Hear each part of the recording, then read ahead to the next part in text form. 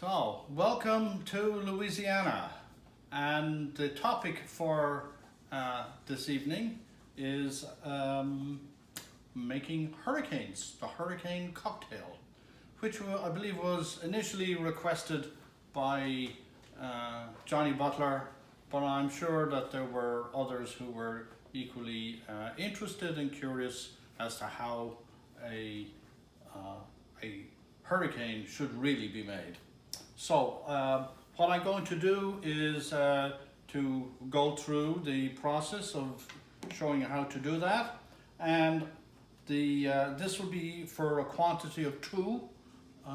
All of the ingredients have been organized so that it's for two. Because I figure if you're not going to do it just for one, you're at least going to include your spouse or your buddy for enjoying the drink. And the one thing that I would point out that this recipe is very much based on a real hurricane cocktail, and is not the powdery mix, super kind of slicky, sticky, sugary sticky that you would normally get. They even have machines there that just churn out hurricanes. So this is going to be, if you go to a really good cocktail bar anywhere, but particularly in New Orleans, this is how they will make it. So let's start with ingredients. And our first ingredient is lime juice.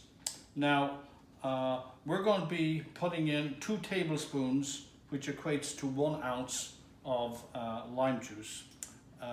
We buy this Lucy's lime juice because it's 100% lime juice, and if you are so inclined, can take a full lime and squeeze it. But however, I realize that there are those of you who are kind of getting a little bit on in age, so the process of having to cut a lime and squeeze it may be a little bit too strenuous for you, particularly if you're looking to do this at the appropriate hour, which is, it's got to be 5 o'clock somewhere. And in fact, this has been filmed in Louisiana at some period of time that's just not too far off after 5 o'clock. So anyway, here goes with, we need, what did I say, 2 tablespoons. So here we go. And it's going to go into a cocktail shaker. So here we go with the, there we are. So that's the first one down, the lime juice. Ta-da! Now, the next thing we get into is liquor, real liquor. And we have 2 types. We have, first off, we have Bacardi, which you're all familiar with. You may note that this is a rather large bottle, and our rationale is that it was on sale. So, but normally we would have something that's a little bit more modest in size. Anyway, what we need for this is 4 ounces. So here goes 4 ounces of the very, very best. This actually holds 2 ounces. And then here goes the second 4 ounces. So once that is taken care of, we now have the dark rum. So and it's equally 4 ounces of dark rum. So here goes. We're really going to enjoy this. Ta-da! There we go. Wonderful, wonderful. Now, the next thing up is passion fruit. So if you gotta have a hurricane, you're gotta go for the real thing for passion fruit. And if you get a good look at that, this apparently is available online. I don't know about the situation over across the pond, but here you can pretty much get it in lots of places. There is no substitute for the passion fruit, so just understand, if you don't have this ready to go right away this evening, you better send somebody right away running out to get passion fruit, or call your local whatever.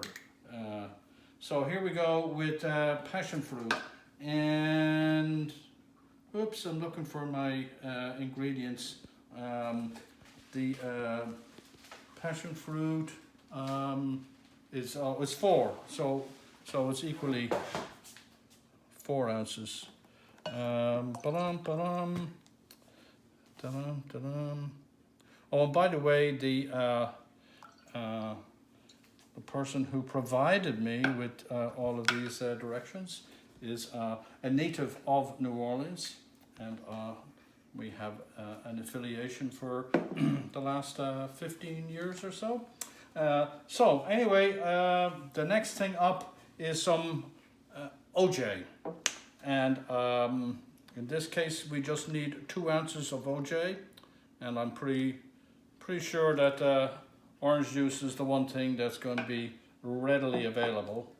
And then we get to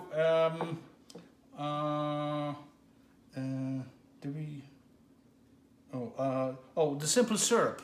So for those of you who are not familiar with simple syrup, as you can see, we have it here in a kind of a rather pedestrian looking jar. Simple syrup, which I'm told everybody should know exactly how to make simple syrup. But anyway, here is a refresher for those of you who don't know. You require equal parts white sugar and water. You boil the living bejesus out of it until the sugar is totally dissolved, and then you cool it down, and you store it in your refrigerator, and you always make lots more than you would normally need for this particular recipe for the hurricane cocktail. And we're going with 2 tablespoons. Dun-dum-dun-dum. There we are. Boom. And and then finally, I think that, sorry, we need the grenadine. Once again, for grenadine, there's no substitute. You gotta go with grenadine. It's an essential part of making the hurricane cocktail. Now, what we have here is real grenadine, and that's made from crushing real pomegranates, and this one apparently is crafted in Austin, Texas, and is designed for the making. It's grenadine for grown-ups, according to the label here. What many of you would be familiar with is Rose's grenadine, which is made from corn syrup, so it's not exactly the real thing, but if that's all that you have, you can make do. So here I go with grenadine, and I need 2 tablespoons, and there we go. And so we're just about up to the top. Normally you would put ice into this, but as you can see, this thing is a little bit over full, and I'm going to get ready to shake this all up. And while that's happening, I will give you a now. So the history of the hurricane comes from a bar that's now known as Pat O'Brien's, and that was a speakeasy called Pat O'Brien's Tipperary Club in the time of Prohibition, and where the provenance of who Pat O'Brien is, we will leave that as a question to be discovered by all the brilliant people who are watching. In the brief time that we had to prepare for this, we couldn't find out whether Pat was actually born in the old sod, or was he, but very likely descended from somebody from Tipperary or thereabouts. Anyway, the reason for this cocktail came about in the Second World War. And during the Second World War, it was very, very difficult to get Scotch whiskey. So what happened was that the local liquor distributors had a rule that if you wanted a case of Scotch whiskey, you also had to buy 50 cases of rum. And there was a lot of Caribbean rum available. So that's how some bright spark at Pat O'Brien's came up with the idea of mixing this cocktail. And the other little, when it was a speakeasy, the password was Storms a Brewin'. So if you're familiar with this part of the world, we get lots of them. We're in the middle of a monsoon that's been going on for God knows how long. So now, the next thing up is we're going to put some ice. And as I was saying, if I had a shaker big enough, I'm going to put ice in there to shake it all up. So what we're going to do is taking our wonderful cocktail glasses, which as you can see are not hurricane ones, but as you know, I'm married to a lovely lady from New Orleans. We go there as often as we can. It's about 2.5 hours away from here in Lafayette, and but we don't tend to go to too many tourist type places. And the thing to remember, as I said earlier on, that there are lots of places that will sell you hurricanes in this hourglass type of glass, which you get to keep and all of that. But most of them, you will notice it's like pre-made, so it's not the real thing. So for your benefit, this is indeed the real thing. So here we go.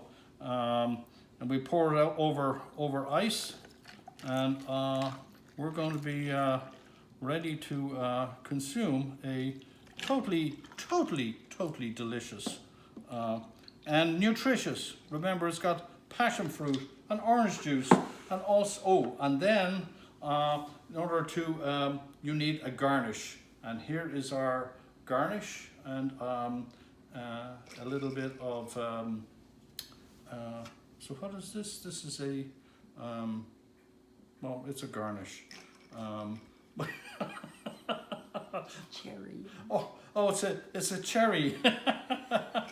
and as you say, a slice of orange. This was pre-mixed by my resident mixologist, who provided all of the accoutrements and the ingredients. So, Johnny Butler and the rest of you, cheers, and I trust you get to make one of these as often as you like and get to enjoy them as much as we do. Here's to all you lads. Cheers.